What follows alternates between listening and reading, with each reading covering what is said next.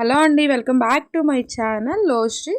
మేము ఈరోజు గుడివాడ వెళ్తున్నాము. వెళ్ళే దారిలో వచ్చేసరికి వెళ్ళే దారిలో సుబ్రహ్మణ్య స్వామి ఫోటో ఉంటే దండం పెట్టుకొని స్టార్ట్ అయ్యామండి. మా ఊరు నుంచి గుడివాడకి 10 కిలోమీటర్స్ అండి. వెళ్ళే దారిలో రీసెంట్గా మాది వెంట్రపేట కన్స్ట్రక్షన్ చేశారండి. రోడ్ అంతా వేశారు, బాగుంది. మా హస్బెండ్ డ్రైవ్ చేస్తున్నారు, బాబు చిన్నోడి మధ్యలోకి వచ్చినాడండి. నేను వీడియో షూట్ చేస్తున్నాను. వానపాముల నుంచి పారపూడి వరకు అసలు రోడ్ బాగాలేదు.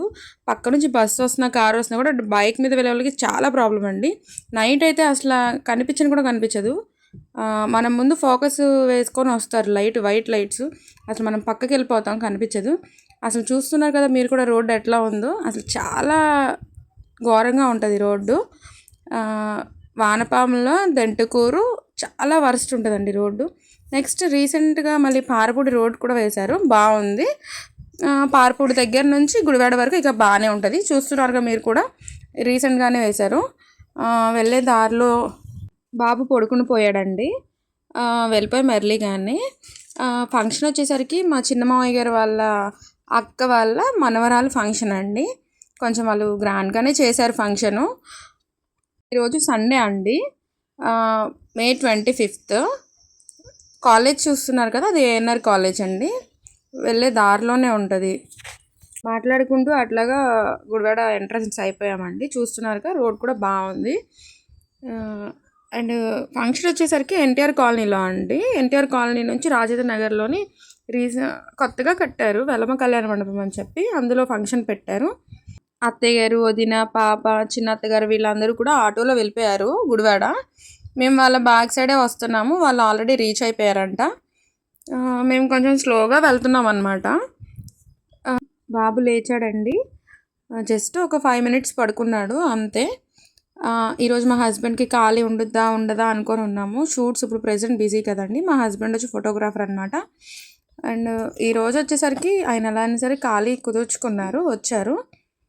ఫంక్షన్కి కూడా ఎట్లయినా రావాలి అని చెప్పి ఒప్పించి మరీ తీసుకొచ్చాను. ఆయన రాను, ఇంట్లో పడుకున్నారు, తీసుకొచ్చాను.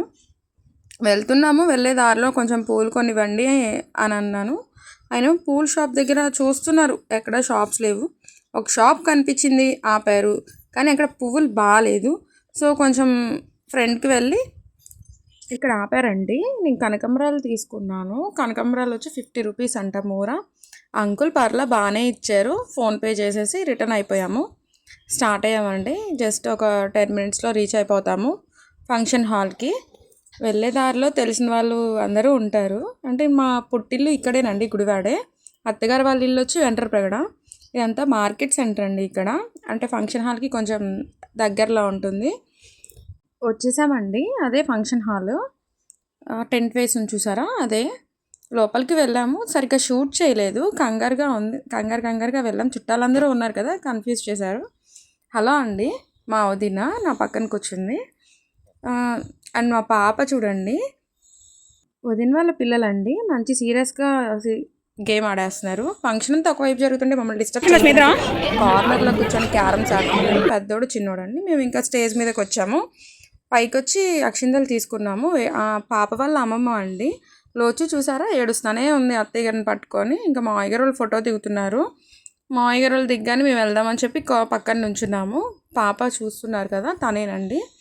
నేను ఇక వీడియో తీయండి అని చెప్పి ఒక పాపకి ఇచ్చాను. వీడియో స్టార్ట్ చేసిన కొత్తనే కదండి నేను, జస్ట్ కొంచెం చిన్న మిస్టేక్స్ ఉంటే సారీ అండి, సరి చేసుకుంటాను. ఇంకా వీడియోస్ తీసి అదిగోండి, చిన్న మామయ్య గారు, చిన్న అత్తయ్య గారు, పిల్లలు.